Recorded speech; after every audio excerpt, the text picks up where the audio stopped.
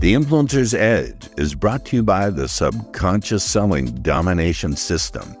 If you're an already successful sales leader, salesperson, or sales team leader, and you're already at the top 10 to 20% of your market, but somehow you've hit a plateau, the old techniques are just barely moving the needle, and you're ready to bust through, dominate your market, and even crush your competition, go to sellwithsuggestion.com. Grab your instant trust quick start training and your subconscious sales conversion vault, which are all part of the subconscious selling domination system. Just go to sellwithsuggestion.com. That's sellwithsuggestion.com. All right, welcome to another episode of The Influencer's Edge. This is a show where we disconnect the dots, color outside the lines, and think outside the box. And I will chat with today's guest, Scott Doggett. And I warned him about the way I do interviews. He seems to be game. So we're going to get going. Scott, how you doing today? I'm doing great, Paul. How are you doing? Can I call you Scotty? Scotty Waddy? Scotty Waddy doody doo? No, You just Scott. you can call me anything you want. My grandmother used to call me Scotty, so it brings back good memories. I won't do that. So, Scott, you are the founder and chief servant leader. Stop right there. What in the diddly dang is a, did I say dang? What in the diddly dang is a servant leader? What does that mean? I don't know what a diddly dang is, but I'm definitely going to start using that. Uh, okay, so chief servant leader, yeah, it is what our organization is all about. We are all about servant leadership. We've modernized servant leadership for today's workplace, and so I lead a team of faculty across the country, and we're on a mission to try to rehumanize workplaces. And so, I didn't when starting the organization, I didn't really want to be CEO or any other fancy title, so I thought it was appropriate to kind of be that chief servant leader and be that role model. But you haven't defined what you mean by a servant leader. What do you mean So by it? when we talk about servant leaders, it's a style of leadership that I think is underutilized and often misunderstood, but it really is looking at the perspective of leadership from the viewpoint of my job as a leader is to support you, is to serve you, my team member who's been entrusted into my care. So when I come into work, my job is to figure out what it is that you, Paul, what do you need from me? What can I do to help you? What do you need from me as your leader so that you can succeed and you can shine? And it's about me as your leader getting to know you and what your strengths are, what your struggles are, what your goals are, so that I can lead you at a much more effective manner and at a much higher level. Wait a minute. It's your job as the leader to set the vision for the company. So you're not saying that you let the people on your team set the vision. You're responsible for setting the vision and creating the corporate culture, correct? That's part of it for sure. I believe that all leaders, yeah, set the culture is created every day. It's our everyday behaviors. It's not just what we put in the strategy deck or in the employee handbook or what we paint on the walls of the employee break room, but it really is those everyday conversations and actions and behaviors that we demonstrate as leaders that really define what culture is for our employees. But yeah, to your point, it is our responsibility to make sure that we create the vision and have the strategy, but it's also how we go about and treat our people on a regular basis and how we see people. Our big thing is making sure that we see people based on their worth and not based on any other factor, such as their title or their performance level or some other personality trait, because we truly believe the way that you see people is the way that you treat people, and the way that you treat people is often the way that they start to feel, and often the way they start to perform and become. And so we want people to focus in on treating people based on that priceless value that everybody walks around with. It's that inherent value that we have as human beings. Now, I happen to share the idea that we have inherent value. That's all well and good. However, I love pushing back on my guests. You Yeah, can I see love it. I'm doing it hard. I'm Please. not just here to have a ping pong. I'm really pushing back.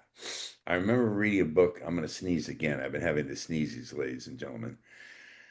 I remember reading a book called The Peter Principle. Do you remember the Peter Principle? Yeah, for People sure. rise to their level of incompetence. Yes, Someone could have inherent worth as a human being and still be doing a shitty job on your team, for correct? sure. So how do you split the hair on that? How do you look at someone and go, you know, think to yourself, that person has inherent human worth. They're worthless on the team. I need to kick their ass out of here. How do you measure Yes, their worth in terms of, oh, I hate the term KPI, key performance indicators, but you understand what I'm talking about here. It's a I do. business. We also have to look at performance. Yeah, I think the idea here is to separate that performance from the person in how we treat them, right? And so I think that's one of the misperceptions people have about servant leadership and what we call priceless leadership in our modern day context. But it's a I think one of the misperceptions is that servant leadership is about giving everybody what they want or telling people what they want, to be kind, and that we avoid hard conversations. And it really is the complete opposite. We have to have those hard conversations. We have to be able to give that feedback on poor performance, things like that, because our goal as a servant leader is to help you succeed, right? I want you to get better. I need you to. And if you don't, then yes, we're going to part ways because that's the right decision for the team and for the organization. And so Let's sometimes servant talk leadership about is about making the hard decisions. let's pause a minute. You talk about hard conversations. We Yes. have grown up in a culture where we're taught to avoid hard conversations. Don't hurt anyone's feelings, or you're going to be ruining someone's peace if you have a. Whereas I believe the only way that people can grow in their courage and in their definition of who they are is the willingness and the ability to have a hard conversation in any kind of, and I want your feedback on this. This is just what I'm putting out there on the table. In any kind of connection, romantic, family, friends, business, there's going to be hurt. People are going to hurt. That's just the way it is. The important thing is the willingness and the ability to do the repair. So, talk to me about, first of all, how did you learn to have hard conversations? And how do you apply these skills in your personal life, or do you? No, I absolutely do. And I think it's a great point that these skills that we talk about and that we teach are absolutely applicable to your personal life as much as it is whether you're a leader or an employee in an organization. But yeah, having tough conversations, it's not only important, but if we don't have them, we kind of stay stuck where we are, right? So if we're having an issue with another human being, and we don't talk about it, we don't work it out, we just stay stuck and we continue to get the same results that we're getting. And that can often lead to even more frustration and more issues. And so learning to have the conversation and talk it out with another human being is critically important, but it's hard. And to your point, we avoid it because we don't want to hurt the other person's feelings, or we feel like it's going to make the situation worse. And so Or we're chicken shits, or or just we're chicken, right? Because again, we don't want to hurt someone's feelings, or again, we've resigned ourselves that why bother? It's not going to work. We've tried it before in the past, and so first of all, I think that anything can be learned. I think that as somebody from the learning and development space, I think with practice you can get better at anything in life, and so that there's some great we teach this skill in our workshop, but there's other resources,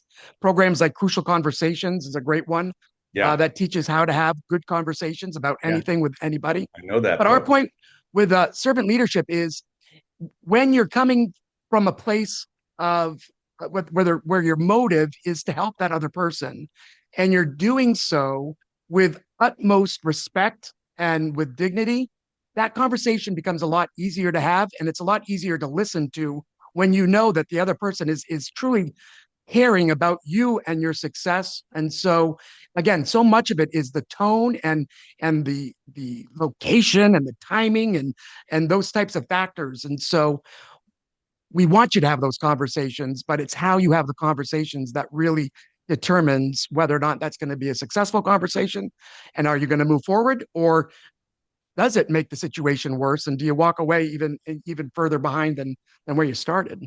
What motivated you to learn that skill set, and how did you learn? Well, let me back up.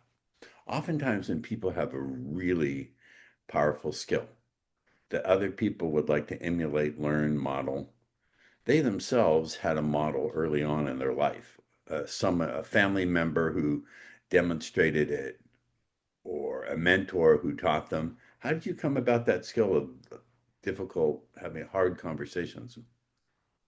Well, you're right. I had some great mentors in my life, and I think as I think back, the Excuse very me. first.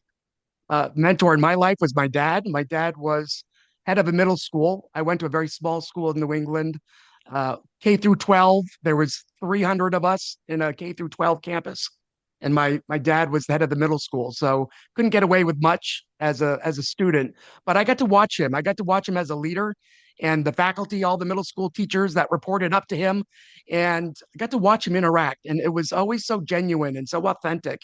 And the teachers never felt like they were his employees.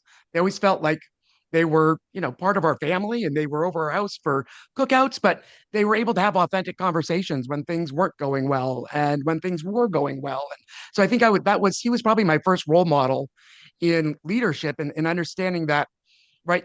Scripts never work, right? It's got to come from the heart. And I think when you get to know people and you get to know people's stories, it's hard not to want to root for them and fight for them and work hard for them as a leader. And so I think part of leadership and what we teach is, I think one of the hardest parts of leadership is getting to know Paul Ross on an individual basis, getting to know your story, getting to know your history, and again, everything that makes you tick. And then for me as your leader to be able to adjust to meet you where you're at, versus being that leader that looks out the office and says, I've got 10 Paul Rosses, right? Whatever that role is. I've got 10 Oh, engineers. God I've got 10 forbid. administrators. He's in frickin' trouble if he's got 10 meters. But right, it's getting to that individual. First of all, recognizing that everybody on my team has priceless worth, but then also recognizing that everybody's so uniquely different. And I think getting to know people uh, really is the first step in getting to that place where you want to fight for them and you're advocating for your team. And again, that's the type of culture we want to see organizations create, because that really is the only culture where employees are going to feel seen and they're going to feel valued, and then in return want to give that discretionary effort that can only be earned. You can't force that, right? You Oh, can't you just force it. pause. You Yes. just dropped a diamond. Discretionary effort. What is discretionary effort? I'm going to actually mute myself because I'm sneezing. So, hold on.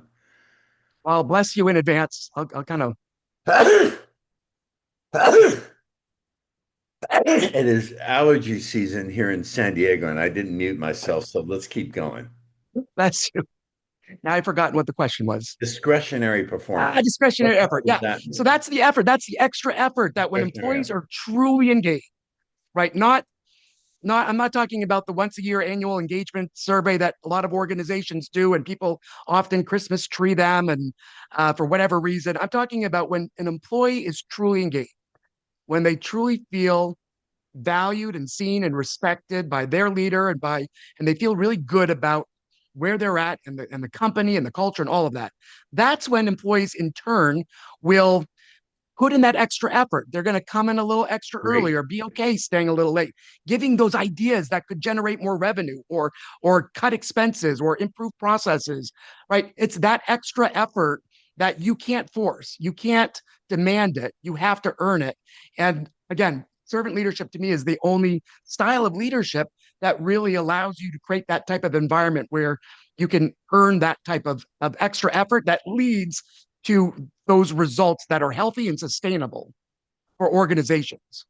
I think what's coming through here also on the information level is that's the only way you can create a culture where they can speak truth to power, where they can tell you things that you don't want to hear, but it contains the data and the corrective information you need to stay on course.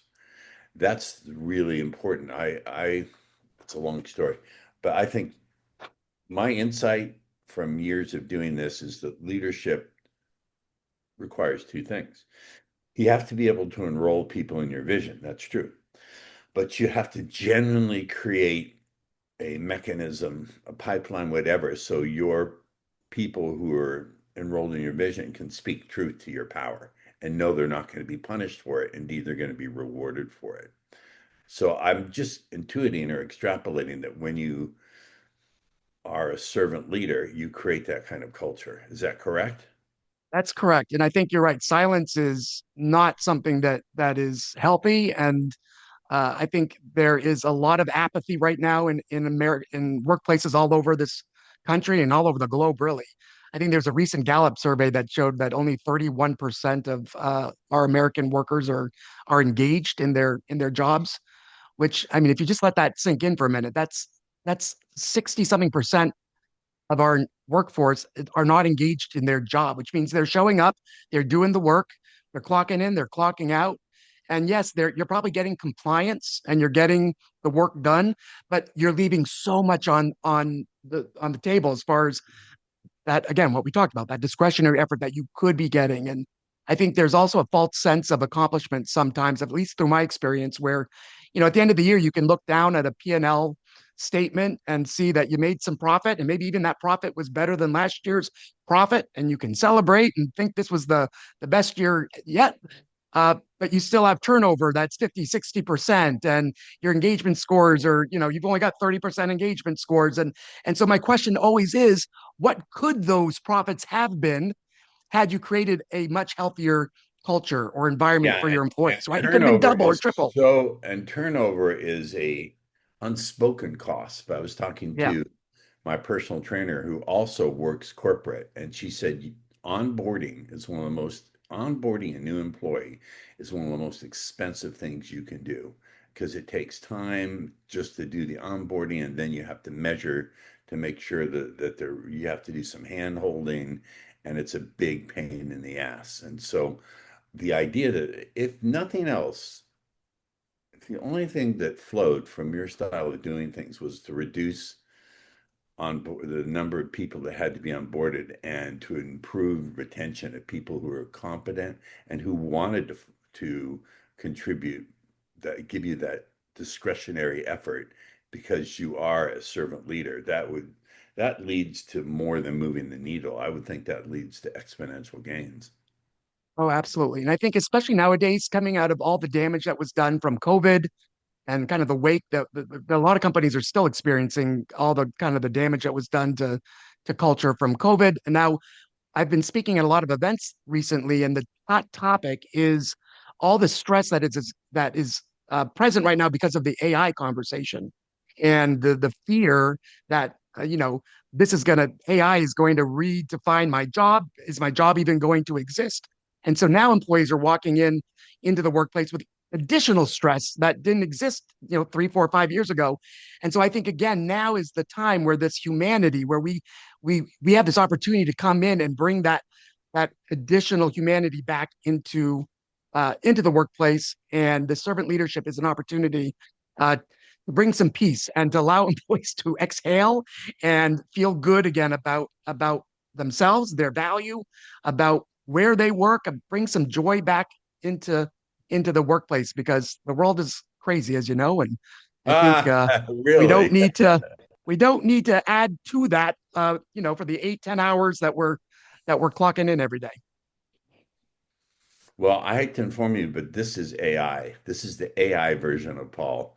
The real Paul is in Palm Springs recovering from a hard week at work. So even Oop, the beep, boop. sneezing Thank is you. programmed to make me look real and human.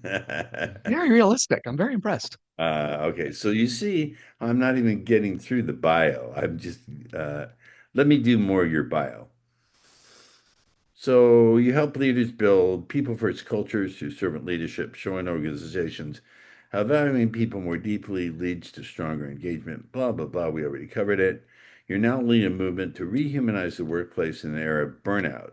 Oh boy, disengagement and rapid change. Let's talk about disengagement. I think we actually did. That not doing the servant leadership is going to lead to employees disengaging, team members just showing up, phoning it in, so to speak. Yeah, I think that's what we're faced with right now. And I don't know what conversations you're having, but I know the conversations I'm having pretty regularly are that employees are not feeling seen. They're not feeling the love, and they are dialing it in. And it's kind of funny to kind of sit back and watch conversations happening around the water cooler, and knowing that how much time is being spent just commiserating and just complaining about what's going on, and all that time that's being spent talking about the unhappiness of what's going on at work is time that's not being spent doing the work. And so this is happening all over this country. And I do believe that there's a better way. And to me, it's common sense. It's just not common practice. And for organizations that can kind of see that common sense, that when you take care of your employees, they really do take care of everything else. I mean, as long as you have good strategy and you have good tools, when you have an engaged workforce, they bring all that to life. And without it, you're gonna maybe get by. You're gonna maybe get some compliance, but you're not gonna be able to thrive. And especially in this new day and age with all this AI automation and all the competition and all the things going on, I believe that this is truly going to be the competitive advantage for organizations is It makes culture. sense to me. This makes sense to me.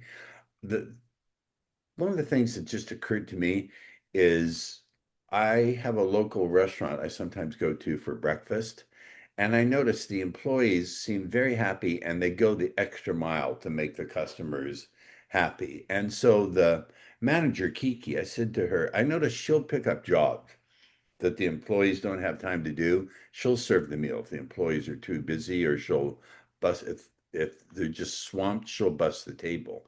I said, Kiki, one of the things I notice is that you treat the team the way you want the team to treat the customers, and you don't just say it, you show it.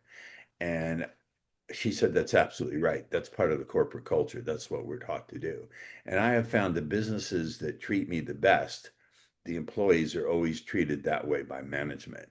And so that results in repeat customers, referrals, all of it.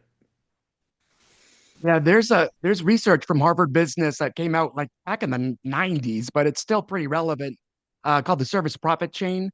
And it shows the correlation. They studied the top performing service organizations around the globe, and they found that the top performing organizations followed this same leadership philosophy, which was what we're talking about today, which is leaders who create a great employee experience and take care of their employees, that the employees are the ones that create that customer experience.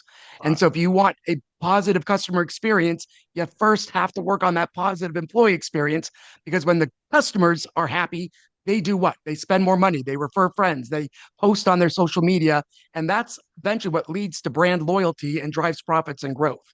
So you can't skip a step. You gotta focus on making sure your employees have the tools they need to do the job. They feel respected. They're trained. They all of those things. It's a lot, but when you focus on that, everything else works itself out. Holy hell, Harvard agrees with me. That shows you Exactly. Harvard is sharp. We've come to the end of our time. Scott, I know my audience is going to want to stay in the conversation with you. So how do they do that? What do they do? Well, I'd love to. Yeah, I'd love to connect with your audience. They can go to our website, which is nationalald.com, and they can connect with us there. We even have a lot of free resources that, again, for us, it's not about the money. We're just trying to start this movement and get this into the hearts and minds as many people as we can. So check out our free resources and connect with us. I'd love to continue the conversation. All right, stay with me for a green room chat after the show. Once again, a great guest. And as I always say at the end of every show, to the hostile alien armada hovering just outside of Earth's atmosphere in their cloaked spaceships, remember, eat the Canadians first. They taste better. And we'll catch you on the next episode of The Influencer's Edge. The Influencer's Edge is brought to you by the Subconscious Selling Domination System. If you're an already successful sales leader, salesperson, or sales team leader, and you're already at the top 10 to 20% of your market, but somehow you've hit a plateau, the old techniques are just barely moving the needle, and you're ready to bust through, dominate your market, and even crush your competition, go to sellwithsuggestion.com. Grab your instant trust quick start training and your subconscious sales conversion vault, which are all part of the subconscious selling domination system. Just go to sellwithsuggestion.com. That's sellwithsuggestion.com.